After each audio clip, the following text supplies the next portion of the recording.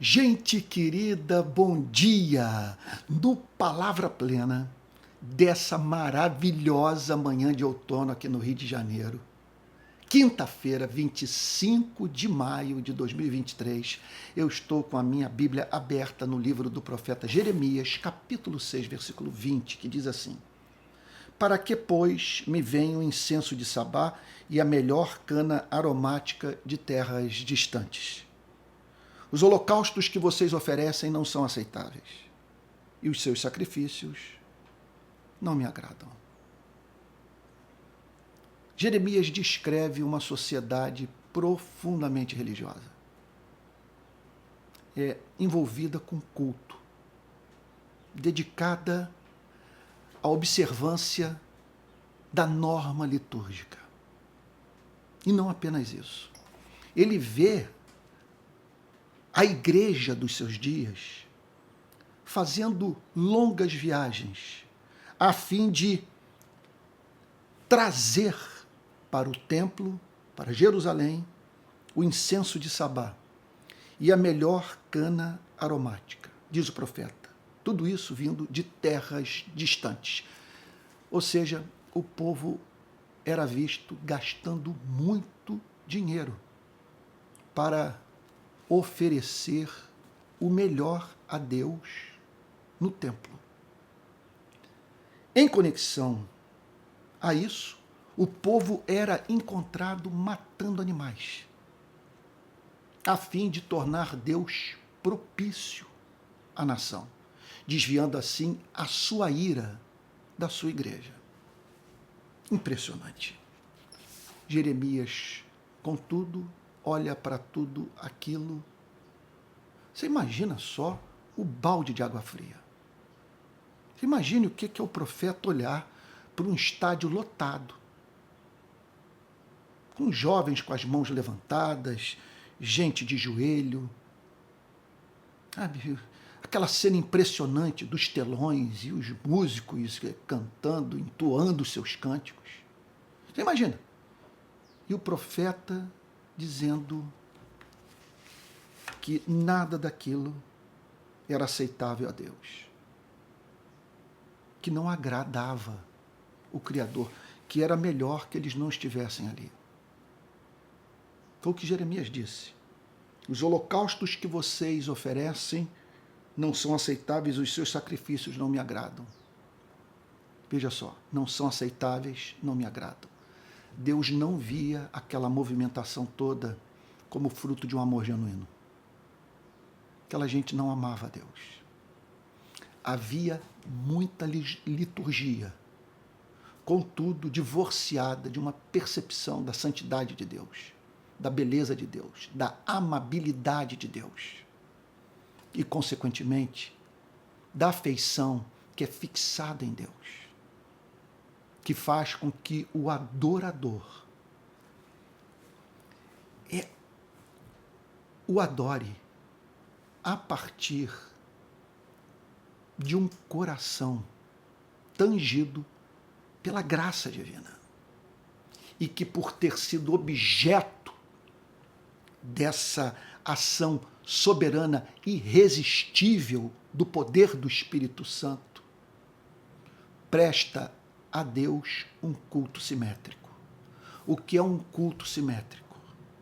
É um culto no qual as atividades litúrgicas dentro do templo estão em harmonia com as atividades morais fora do templo.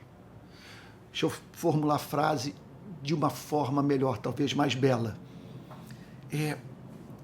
Um culto simétrico é aquele no qual há amor dentro e fora do templo. Que as mesmas mãos que são encontradas levantadas no santuário, em meio a cânticos e orações e muito louvor, são encontradas do lado de fora do templo, fazendo bem. Quer dizer, prestando o culto vivo ao Criador. Aquele que veste o nu, alimenta o faminto, liberta o encarcerado, comunica a verdade àquele que perece nas trevas. Essa passagem, portanto, nos ensina 5 lições sobre a teologia do culto, ou a dimensão moral do culto, ou o culto que agrada a Deus. Que verdades são essas? A primeira, o culto a Deus jamais cumpre sua finalidade quando é acompanhado da prática do pecado. O que o Jeremias viu foi o seguinte: olha, é impressionante encontrá-los levando esses animais para o templo e os imolando e oferecendo o que de mais caro pode ser oferecido a Deus durante o ato litúrgico. Mas o que me chama a atenção é o completo descompasso entre o que vocês aparentam ser no templo e o que vocês são de fato. Suas mãos estão sujas de sangue. Vocês são uns doentes, são maus, são indiferentes, sabe? Carentes de solidariedade, de compaixão. Sabe? O impressionante é isso, é que na prática vocês vivem como se Deus não existisse. E, contudo, são ao mesmo tempo pessoas profundamente religiosas e que gastam dinheiro com culto. Coisa impressionante. Outra lição, então, que nós aprendemos em conexão a nessa passagem, é que Deus quer ser amado de modo integral. Veja só, minha primeira declaração é que o culto a Deus jamais cumpre a sua finalidade quando é acompanhado da prática do pecado. E por quê? Porque Deus quer ser amado de modo integral. Ouve, ó Israel, esse é o principal mandamento. Amarás, pois, o Senhor teu Deus de toda a tua alma, com todo o teu coração, com toda a tua força, com todo o teu entendimento. Portanto, é o culto que envolve a totalidade da vida. Quer dizer, que tem como característica tamanho encanto pelo Criador, que faz com que o homem e a mulher façam da sua vida uma liturgia. E que vejam como extensão da adoração no templo o modo como se comportam do lado de fora. Então é gente que quer ser encontrada no seu cotidiano adorando a Deus por meio da prática daquilo que faz Deus sorrir, que Deus vê, sabe, como a verdadeira oração, aquilo que exala, que exala perfume, sabe, que alegra o coração do Criador.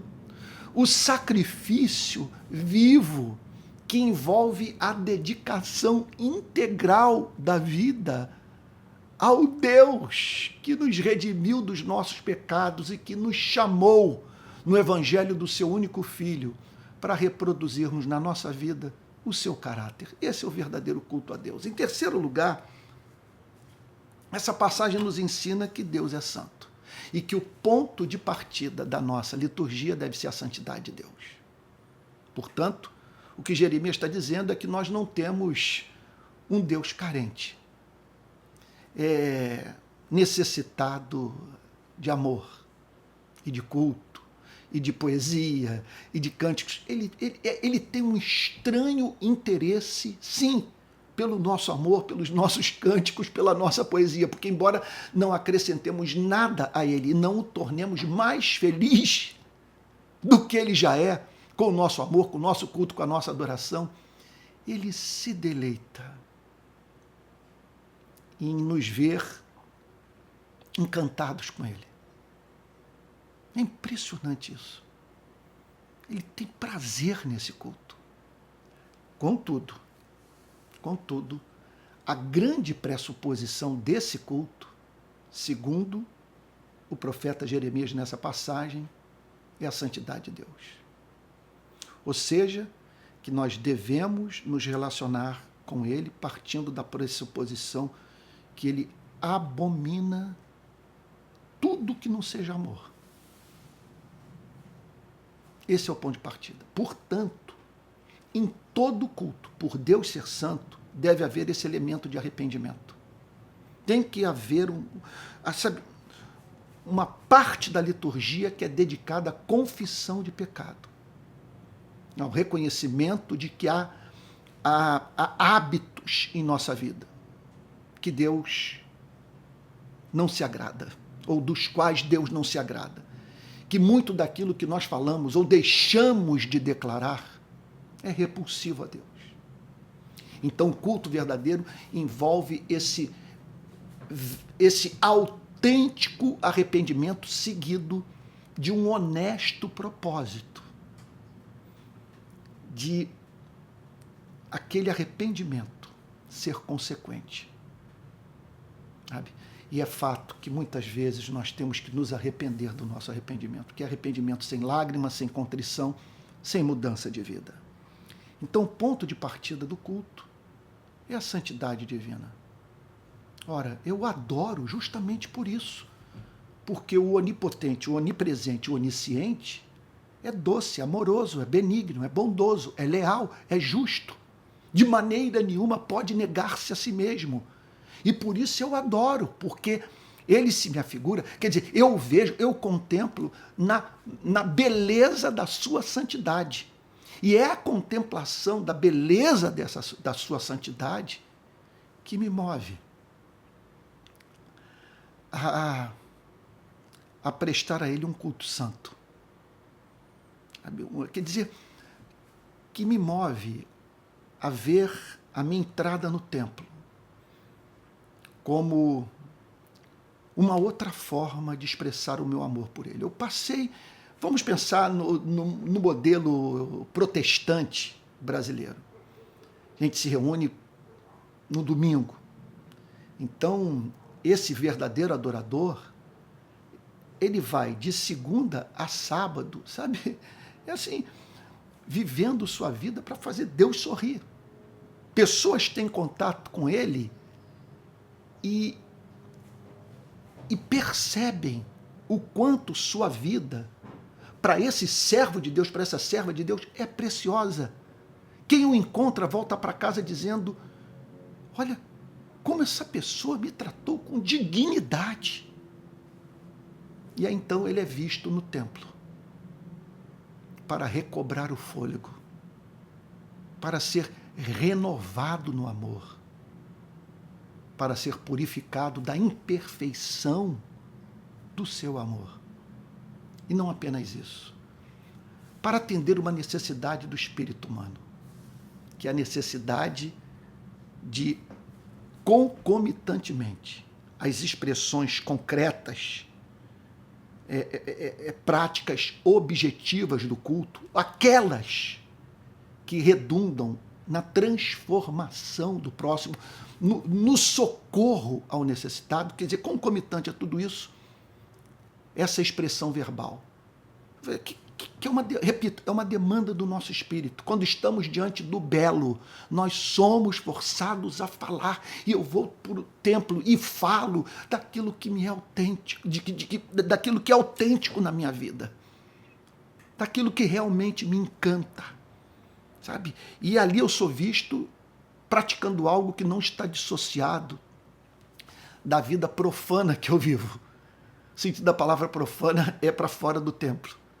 Quer dizer, para a vida, quer dizer, não é dissociado da vida que eu vivo do lado de fora do templo.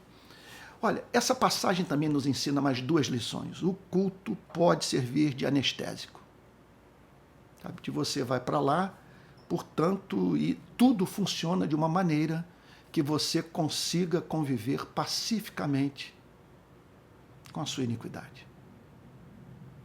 Isso é impressionante. Jeremias viu isso. Tudo aquilo cumpria uma função importante na vida da sociedade dos seus dias. Eles iam para a terra distante para pegar a tal da cana aromática, tá bom? O melhor perfume, gastavam muito dinheiro com isso, matavam seus animais e eram encontrados no templo. Com que objetivo? Com o objetivo de pacificar a sua consciência. Sabe? Tão somente isso, de, em ali estando, se sentirem satisfeitos com suas próprias vidas, muito embora vivessem da forma mais detestável aos olhos de Deus. Repito, quem olha com atenção as profecias de Jeremias percebe com absoluta nitidez que Jeremias condena o tempo inteiro a idolatria e a injustiça. É impressionante como que o profeta via a falta de misericórdia, a avareza, a ganância, a desigualdade, a opressão do homem pelo homem como traços culturais, práticas abomináveis aos olhos de Deus e que tornavam o culto que era prestado a Deus naqueles dias detestável aos olhos do Criador. E por fim, essa passagem nos ensina que o culto pode aprofundar o auto-engano. Ora, você se vê ali no templo, gastando dinheiro com isso, apresentando a Deus os seus sacrifícios, e tudo aquilo pode levá-lo a crer que a maior certeza que você tem na sua vida é que Deus existe. Mas e daí? Os demônios creem e tremem. A pergunta não é se você acredita em Deus e por isso frequenta templo. A pergunta é se você vê excelência em Deus, se Ele é amável aos seus olhos, se você tem prazer em contemplá-lo na beleza da sua santidade. A pergunta é se essa percepção da santidade divina o faz viver de modo santo. E o que significa viver de modo santo? Amar. Ninguém é lesado por você. E nenhuma dor lhe é alheia. E o seu conceito de felicidade envolve a felicidade do próximo. Permita-me concluir o Palavra Plena de hoje fazendo algumas aplicações práticas de tudo que eu falei para as igrejas do nosso país. Em primeiro lugar, eu vou fazer essas aplicações práticas na forma de perguntas. Número 1, tudo à luz do texto. O que Deus tem a dizer sobre a divisão da nossa igreja hoje? Você acredita que os nossos holocaustos, aquilo que equivale hoje aos holocaustos dos dias do Antigo Testamento, dos dias de Jeremias, você acredita que eles são aceitáveis a Deus? E que os nossos sacrifícios agradam a Deus? Enquanto nós permanecemos divididos por modo carnal, tolo, obsceno. Em segundo lugar, o que Deus tem a dizer sobre a nossa indiferença para com a causa do necessitado? Como que você pode declarar que nasceu de novo, viu a glória de Deus, que a habitação do Espírito Santo foi regenerado pela graça, que você estava morto e reviveu, estava perdido e foi achado, se você ainda se comporta como um androide, uma estátua de mármore, e gente em agonia no seu entorno, no seu país? Isso não toca corda do seu coração? É avivamento? Olha, eu não quero saber, eu não estou perguntando se sua igreja tem telões, equipamentos de última geração e se consegue realizar 3 cultos no domingo superlotados. A pergunta é o seguinte: sua igreja ela é relevante para a cidade onde está situada? Que diferença ela faz para o sistema prisional, para as favelas, para a rede pública de ensino, para a rede hospitalar pública? Que diferença isso faz para a vida dos seus cidadãos? Incluiria isso, obviamente, o anúncio do Evangelho? Que diferença isso faz para a vida daqueles que não conhecem a Cristo? Outra pergunta que nós precisamos responder no nosso país: o que Deus tem a dizer sobre o escândalo que causamos de 2018 para cá na nossa nação? Antônio, você tem o direito de respeitar a minha escolha, o meu voto.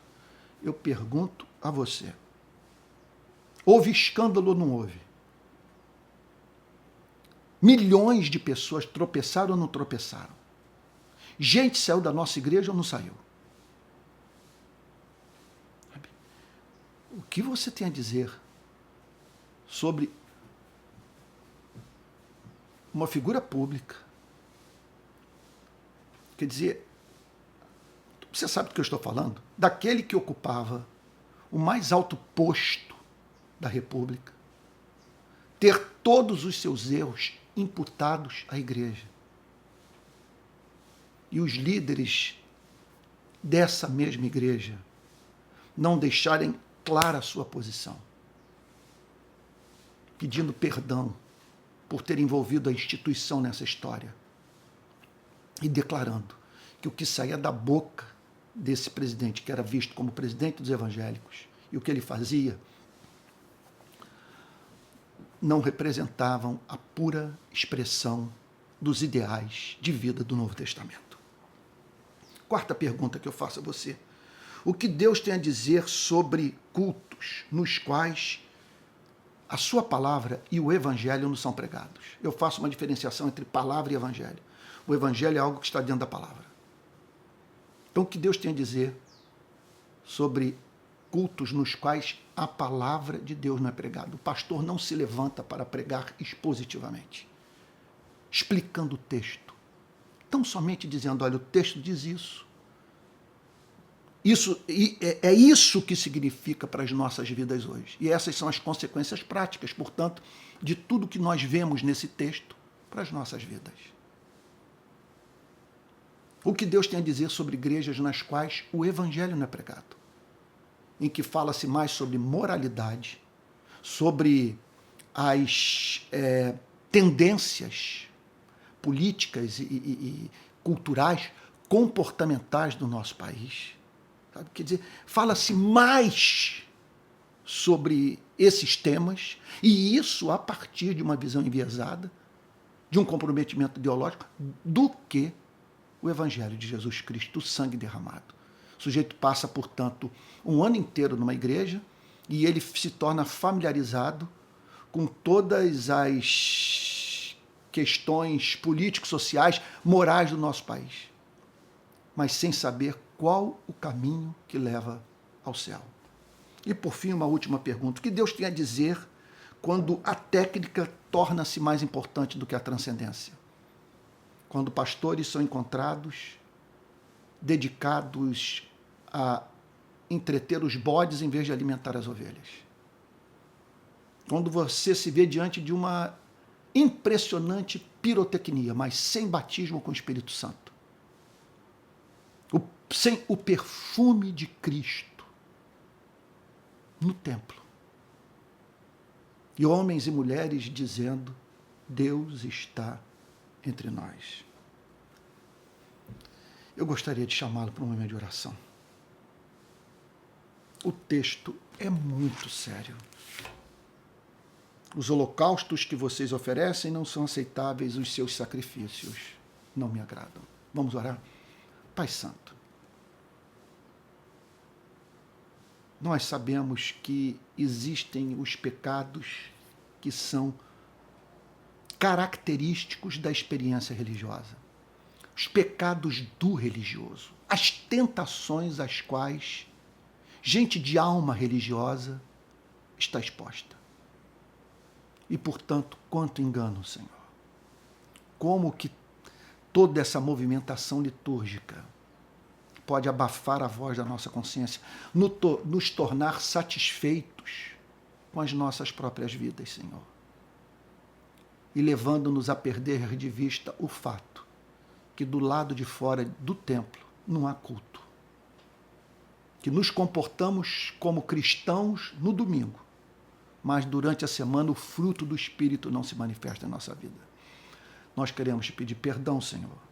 Perdão pelos pecados da nossa atual geração de crentes do Brasil. E que sejamos um dia encontrados, Senhor,